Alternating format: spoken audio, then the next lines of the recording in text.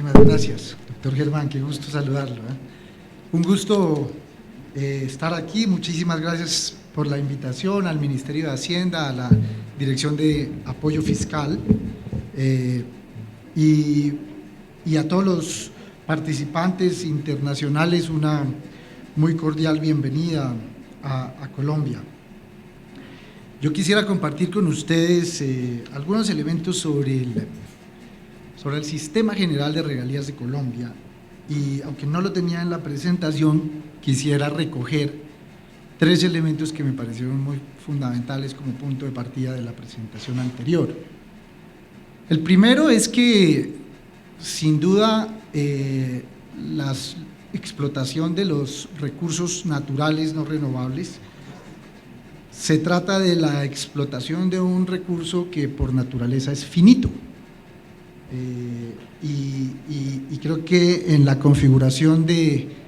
los mecanismos de administración y uso de los recursos de regalías, esto es un aspecto muy, muy importante,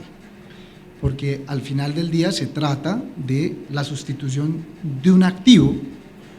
que está por debajo del subsuelo por otros activos que contribuyan a la formación bruta de capital físico o de capital humano en el país. Y esto creo que es fundamental como filosofía en la administración de un sistema de regalías. El segundo aspecto es que, pues desde luego, ninguna bonanza asociada a la explotación de recursos naturales no renovables, pues puede ser considerada permanente, porque, como se decía en la anterior presentación, una característica fundamental de los recursos naturales es justamente su volatilidad, y por tanto ese es otro elemento central que debe ser considerado en la configuración de un sistema de gestión, de administración, de uso de los recursos de las regalías. Por lo general la producción está concentrada en algunas zonas, por lo general apartadas, y eso pues desde luego produce inequidades, y los sistemas pues deben estar encaminados a buscar que haya una distribución bastante más equitativa de esos recursos. Entonces me parece que en esa lógica pues no hay un modelo único de administración y uso de las regalías, y mucho menos un modelo mejor. Muchos modelos de administración, y Colombia ha ido aprendiendo en el tiempo a administrar sus regalías. Hace 3 años justamente, y es en eso en lo que quiero centrarme, hace 3 años justamente el país hizo una reforma muy importante, muy estructural del Sistema General de Regalías realmente, y a 3 años de esa reforma, que ya es considerada por muchos aquí en Colombia como una de las reformas más audaces que se han hecho, junto a la reforma del Sistema General de Participaciones, que es el pilar de la descentralización del país, pues a 3 años ya es momento de ir haciendo algunos balances y de ir examinando cuál ha sido el resultado. Entonces, por esa razón, quería yo simplemente hacer referencia a algunos elementos relacionados con esta reforma, algunos de sus resultados, un balance general de la ejecución, y plantear tal vez algunos de los que consideramos retos del sistema de regalías, porque como ya lo dije, ningún sistema es perfecto, siempre es posible perfeccionarlo. Para los no colombianos, quizás vale la pena contextualizar, pues Colombia es un país de 47 millones de habitantes, un 76% de la población está concentrada en las ciudades, tenemos 32 departamentos, 1.101 municipios y 145 subregiones que hemos identificado en el Plan Nacional de Desarrollo, alrededor de las cuales hemos venido promoviendo un modelo de planificación y programación del gasto en sus distintas fuentes, no solamente el presupuesto general, también el Sistema General de Regalías e incluso los recursos propios de las entidades territoriales. Esto es un aspecto importante. Colombia es un país que en los últimos años ha crecido alrededor de un 4.5% del PIB, de una inflación de 4.5% anual, y un país todavía con unos retos de pobreza muy importantes.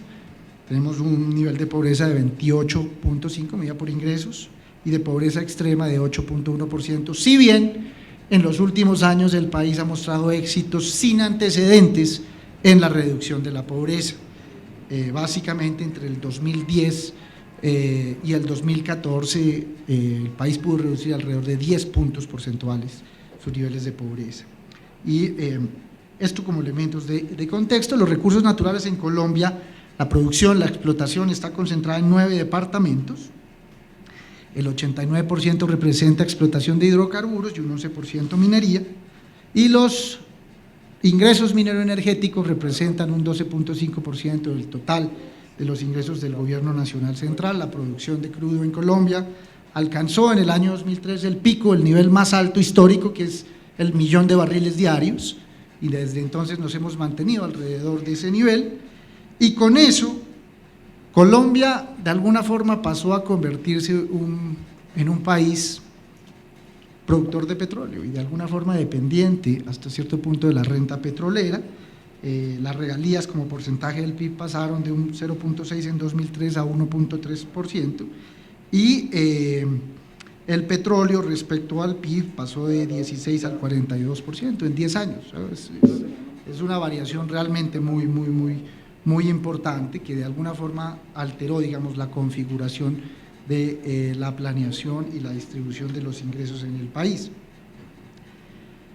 ¿Qué pasaba antes del 2012? Básicamente antes del 2012 teníamos un sistema de regalías que se basaba en 2 elementos fundamentales: una distribución de regalías directas a los municipios y departamentos productores, y un fondo nacional de regalías con un cuerpo colegiado en el nivel nacional que aprobaba proyectos, y estos proyectos se ejecutaban a través de los presupuestos de las entidades territoriales o de entidades del orden nacional que podían concursar a este fondo por recursos.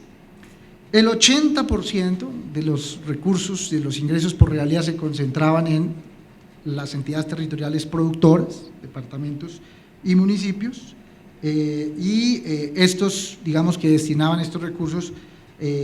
a cumplir con disposiciones de coberturas básicas, según necesidades básicas insatisfechas, y no se permitía en la anterior configuración que se financiara preinversión, estructuración de proyectos, no se podía financiar con el anterior sistema. A partir del 2012, el cambio en la administración de las regalías incorpora unos elementos altamente novedosos para el caso colombiano, incluso pues yo diría que para el contexto de los países de América Latina. La primera configuración importante es que se crea un presupuesto bianual paralelo al presupuesto general de la nación, solamente para administrar, para programar los recursos de inversión de las regalías en el país. Esta configuración no es común, es una configuración atípica en realidad, y en América Latina mucho más, pero se hizo con el propósito de justamente crear un mecanismo en el cual la planeación y la programación de las inversiones pudiera tener un escenario un poco más amplio de planeación y ejecución, que no fuera la anualidad, sino la bianualidad, y se creó, digamos, el sistema es un poco más complejo y lo que aparece aquí, pero se creó una serie de bolsas, un fondo de compensación regional, un fondo de desarrollo regional, un fondo de ahorro y estabilización, un fondo para apoyar las pensiones territoriales, financiamiento de las pensiones territoriales, y se creó una configuración de aprobación, un cuerpo colegiado de aprobación que se denominó en su momento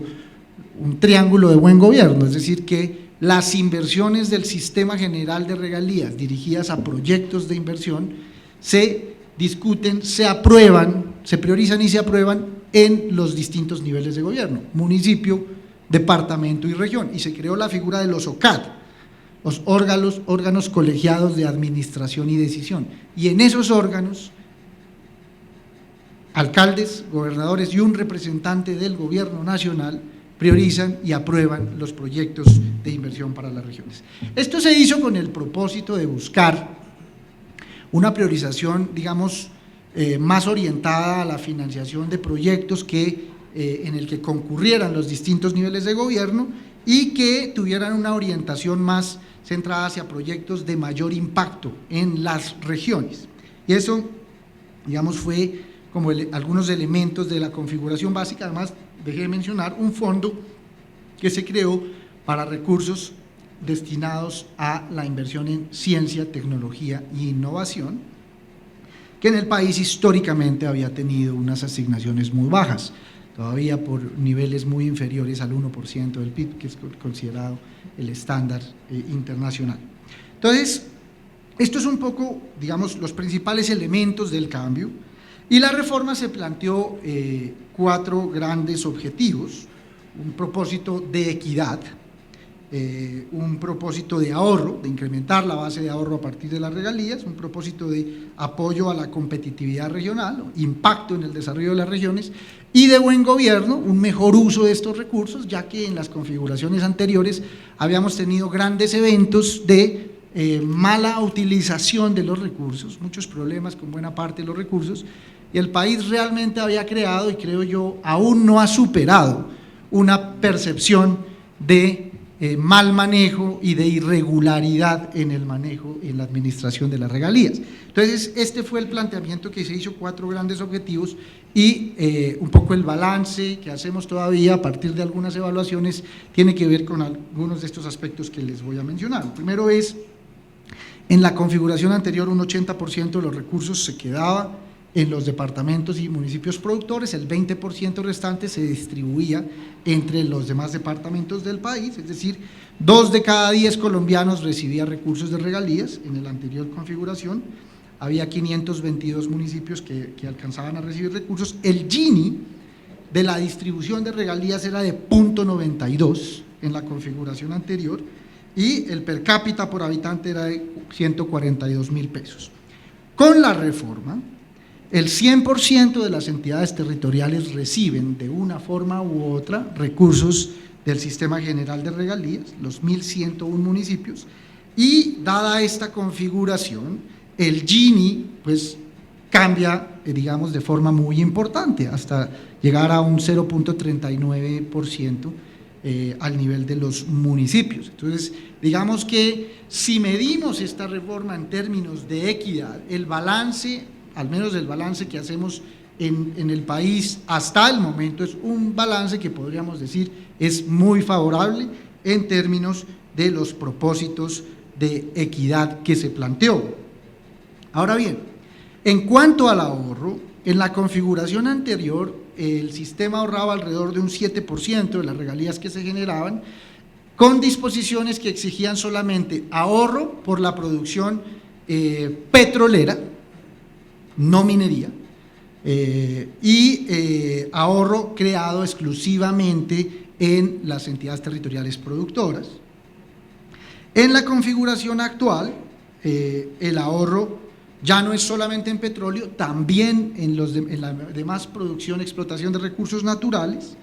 y todas las entidades territoriales ahorran, con lo que el incremento en la base de ahorro proveniente de las regalías alcanza hasta la fecha alrededor de un 30%. Esto es muy importante porque, como se señalaba ahora, una de las características es la volatilidad, y la configuración justamente está pensada para ahorrar, para compensar los efectos de caída de los ingresos, digamos, en épocas de distorsión de los precios, un poco lo que estamos empezando ya a vivir muy fuertemente en Colombia. ¿Qué pasó además? Hubo avances muy importantes en el anterior sistema, sin duda, pero algunos de los propósitos, metas que se planteó el sistema no fueron logrados en cuanto a lograr coberturas mínimas, especialmente en los departamentos productores, e incluso llegamos a un punto en el que, de acuerdo con las evaluaciones que hemos hecho, identificamos que incluso departamentos productores, que eran los que más recursos recibían en la anterior configuración, tienen indicadores socioeconómicos mucho más rezagados que departamentos y municipios no productores, es decir, los que no recibían recursos. Y esto es un aspecto muy, muy importante de eso. El cambio, creemos que todavía con información incipiente, con análisis que requieren todavía un mayor profundidad y perfeccionamiento, está poniendo en evidencia que el cambio fue favorable en materia de la asignación y el efecto. Digamos que solamente señalar el año pasado, las regalías contribuyeron en un 11.1% al crecimiento económico del PIB anual, que es una proporción muy importante, y en aspectos como vivienda permitieron la reducción de 5.4 puntos porcentuales en el déficit y lo mismo de 0.65 puntos en las coberturas en educación básica. Entonces, digamos, hay indicios ya de que el sistema ha venido siendo progresivo en algunos elementos, en algunos de sus componentes. ¿Cuál es la configuración que está detrás de esta distribución? Y esto creo que es muy importante señalarlo. El sistema se planteó desde el primer momento una distribución basada en una estructura territorial. El Sistema General de Regalías realizó una división territorial centrada en 6 grandes macroregiones: el Caribe, el Pacífico, el Centro Oriente, el Centro Sur y la Amazonía, los Llanos, el Eje Cafetero y Antioquia. Y dentro de esa configuración los 32 departamentos y los 1.102 municipios. Y más recientemente, a partir de este año, con la aprobación del Plan Nacional de Desarrollo, lo que se hizo fue incorporar al modelo de distribución de las regalías algunos elementos más basados en las condiciones objetivas de las entidades territoriales para justamente orientar más estratégicamente la priorización y la asignación de las inversiones. ¿Qué se hizo? Se creó un indicador de convergencia intrarregional basado en un ejercicio de identificación de brechas, es decir, identificamos básicamente cuál es la región más avanzada y la región más rezagada en cuanto a principales variables socioeconómicas: agua potable, saneamiento básico, vivienda, conectividad de transporte, capacidad institucional, educación, salud. Identificamos región más avanzada, región más atrasada, departamento más avanzado, departamento más rezagado, y el municipio más avanzado, el más rezagado, y todos dentro de sus configuraciones. Departamento, subregión. Y con base en esto identificamos el nivel de esfuerzo que tendría que hacer cada municipio, cada departamento y cada región para cerrar esas brechas. Y en función de esas brechas incorporamos un sistema de puntajes al sistema presupuestal de regalías, para que el sistema básicamente nos permita hacer un filtro más objetivo de las iniciativas que más contribuyen al cierre de brechas en estas variables objetivas que les acabo de señalar, como uno de los pilares, digamos, del modelo de distribución, junto a otros elementos como la calidad en la estructuración de los proyectos, el nivel de avance en la estructuración de los proyectos, entre otros factores, digamos, objetivos que tiene el sistema de puntajes. Y entonces esto, digamos, es como lo que está detrás del modelo como de distribución de los recursos regionalmente. Y en materia de buen gobierno, quizás el cambio más importante tiene que ver con 2 aspectos. El primero es esta instancia colegiada que busca promover la articulación, el diálogo y la coordinación entre los distintos niveles de gobierno, lo que se conoce ahora como gobernanza multinivel, justamente buscando que en este llamado triángulo de buen gobierno tengamos esta mirada de los 3 niveles en la discusión y en la aprobación de las inversiones. Y junto a eso se cambió el modelo de control y vigilancia del sistema para enfatizar más en un enfoque preventivo de la gestión y administración de los recursos, y menos en, como era la configuración anterior, en un modelo de control más de tipo administrativo y de legalidad. Todo esto buscando que si prevenimos alrededor del ciclo del gasto público, es decir, si estructuramos mejores proyectos, si programamos mejor la inversión, si priorizamos mejor la inversión, si tenemos mejores capacidades de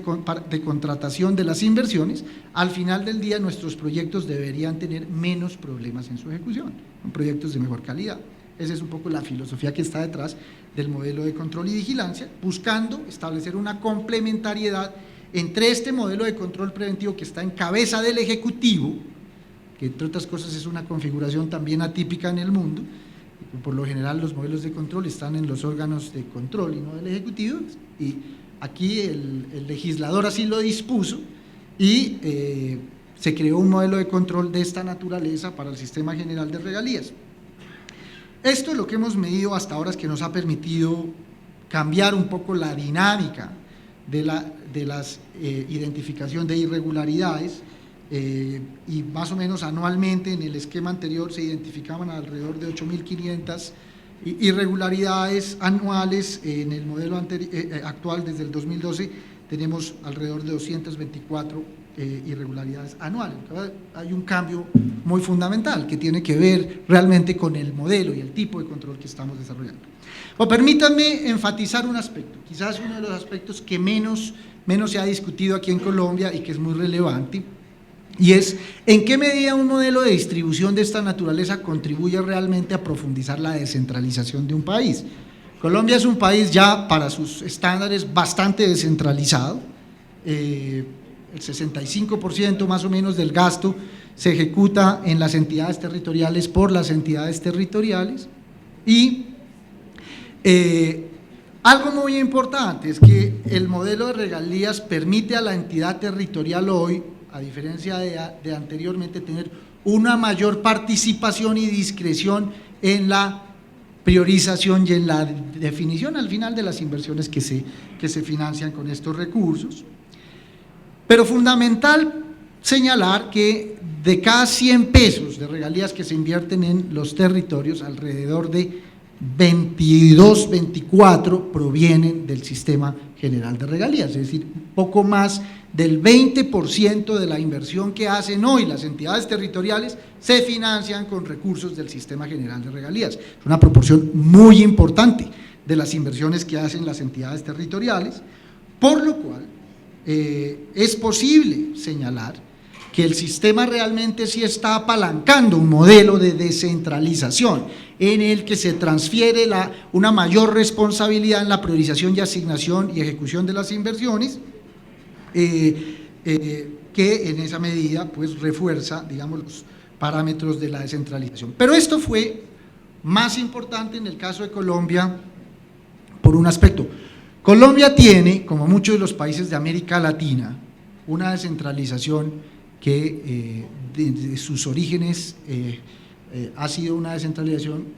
como se ha denominado, de carácter municipalista. Básicamente es una descentralización en la que los municipios tenían más autonomía y recibían más recursos que los departamentos, y donde se esperaba, en teoría, que el departamento jugara una labor, una función de intermediario, de gobierno intermedio entre la nación y los municipios de su departamento de menor capacidad. Esto, digamos, que venía pasando en algunos departamentos que tenían mayor capacidad, mayores recursos, pero en departamentos como los que ustedes ven acá en las dos gráficas de barras, son dos departamentos, solamente para ejemplificar, el departamento de Nariño y el departamento de Cauca,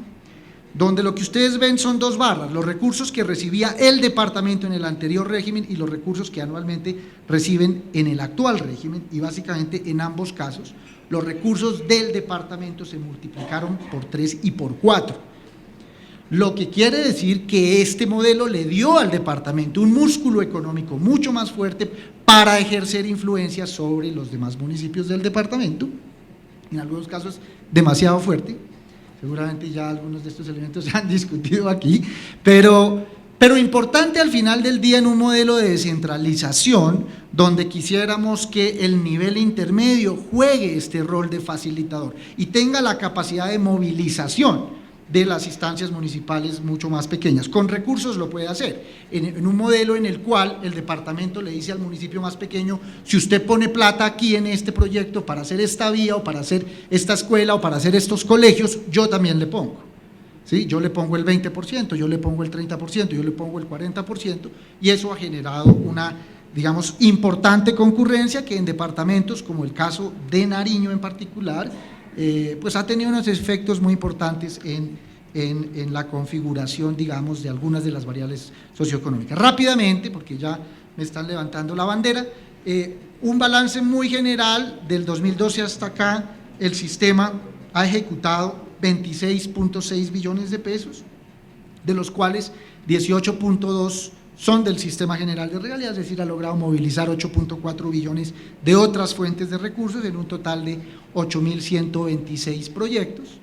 Esta es la distribución de los proyectos por sectores. Lo que podemos ver es que claramente están financiando proyectos,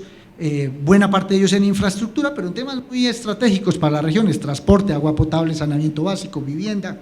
educación, donde pues los niveles de apalancamiento de estas inversiones son muy importantes. La ejecución de estos 8.126 proyectos avanza, todavía con algunas limitaciones. Tenemos de todas las aprobaciones todavía lo que está en rojo, que quisiera resaltar, un número muy importante de recursos aprobados pero sin ejecutar. ¿Qué quiere decir esto? Yo quisiera llamar la atención sobre esto. Nosotros tenemos una alarma sobre este tema, y es que se están aprobando proyectos a un nivel muy incipiente de estructuración, que luego no pueden iniciar ejecución, y los recursos empiezan a quedarse acumulados en las cuentas del sistema. Tenemos en la actualidad 6 billones de pesos de este sistema, que acabo de decir, ha ejecutado cerca de 16, tenemos 6 billones en cuentas, en las cuentas. Aproximadamente la mitad de estos 6 billones tiene que ver con esta situación, es decir, proyectos que fueron aprobados a nivel de perfil, pero que como no estaban listos, se les dieron unos tiempos para que terminaran de estructurar y no los han terminado y se han ido acumulando saldos. Primer elemento. El segundo elemento es que no tenían suficientes proyectos ya estructurados, porque las entidades territoriales tienen baja capacidad para estructurar proyectos, que es lo que explica, digamos, en buena medida la otra parte, el otro componente de estos 6 billones de recursos. Entonces, identificando un poco esto, y a partir de los análisis que hacemos, que nos indican fundamentalmente que de las aprobaciones que tenemos a la fecha, alrededor de un 55% de proyectos todavía identifican deficiencias en algunos de los componentes de sus estructuraciones, o que para los alcaldes y gobernadores la capacidad de estructuración de proyectos a ser presentados al sistema sigue siendo una limitante muy importante. Es que, digamos, hemos venido haciendo algunos perfeccionamientos en el margen al sistema que tienen que ver con sistemas de puntajes, con acompañamiento más permanente a las entidades territoriales para desarrollar capacidades de estructuración de proyectos, y con crear vehículos de estructuración que movilicen el mercado de estructuradores. Con esto termino. Básicamente aprovechando la capacidad de las entidades financieras públicas. En Colombia tenemos varias: FONADE, Findeter, LFN, Bancoldex, Findeter, para que ellas puedan estructurar los proyectos, estos proyectos puedan ser presentados al sistema y los recursos, el costo en que incurren pueda ser recuperado por los recursos, con los recursos del sistema al ser aprobados en el OCAD, y que los recursos que se recuperan, descontado el fee y la utilidad que tiene que generar la entidad financiera, puedan ser reinvertidos en mayores reestructuraciones de proyectos del sistema. Un poco ese es el modelo que se está implementando, y finalmente la simplificación funcional de los OCAD para poder pasar de una configuración que tiene cerca de 1000 OCADs a 145 OCADs, que sigue la configuración subregional establecida en el Plan Nacional de Desarrollo. Eso sería básicamente lo que tendría para contarles. Muchísimas gracias.